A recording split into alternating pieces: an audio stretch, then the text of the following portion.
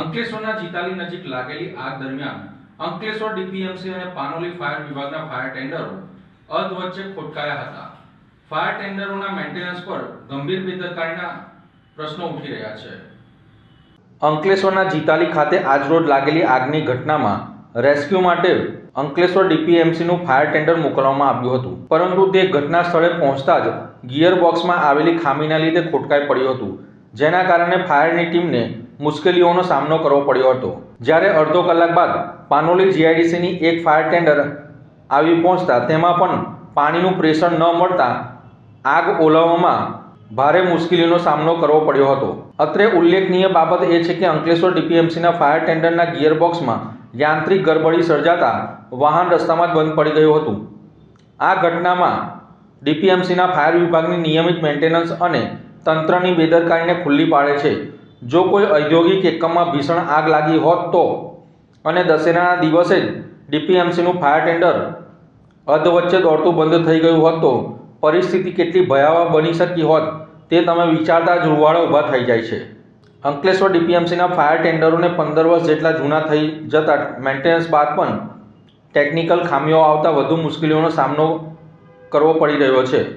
એશિયાની સૌથી મોટી અને વિશાળ કેમિકલ ક્લસ્ટર તરીકે ઓળખાતી અંકલેશ્વર જીઆઈડીસીની વસાહતમાં ફાયર વિભાગના વાહનોમાં આવી યાંત્રિક ખામીઓ સામે આવતા અત્યંત ઘૃણાસ્પદ બાબત ગણવામાં આવી રહી છે। ફાયર સલામતી જેવા સંવેદનશીલ મુદ્દે ડીપીએમસી તંત્રની તૈયારીઓ પર હવે गंभीर प्रश्न उभा થઈ રહ્યા છે। कितने घंटे बाद ये फायर टेंडर आया? ये तो आधे घंटे में। अच्छा, और जो पहले फायर टेंडर आए थे उसमें कुछ खराबी थी? हाँ, एक में खराबी थी। क्या खराबी क्या थी मतलब? क्या मालूम, पानी नहीं कुछ गया, प्रेशर नहीं आ रहा था। आप फायर के लिए कुछ कहना चाहते हो? फायर के ऐसे रहेगा तो सब जल जाएगा, क्या मतलब? अभी जस्ट 1 मिनट पहले आया ये फायर का स्पीड देखो।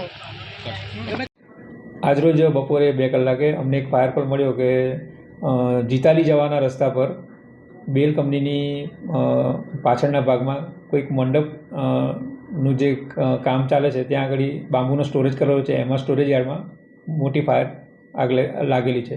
આજે અમે તરત જ અમારી જે આગની ફાયરની ગાડીઓ છે એ ત્વરિત ઘટના સ્થળે જવા માટે મોકલેલ અને સ્થળ પર જતાં એવો મેસેજ મળેલ કે આગ વધુ વિકરાળ સ્વરૂપ ધારણ કરે એમ છે, તો અમે તરત જ નજીકની નગર ફાયર સર્વિસીસ જેમ કે અંકલેશ્વર નગરપાલિકા, Panoli fire brigade, Jhagadia fire બ્રિગેડને વધુ મદદ આપવા માટે વિનંતી કરેલ અને એ પ્રમાણે એ લોકોની સર્વિસીસ એમનું હેલ્પ અમને એક્સટેન્ડ કરેલ છે।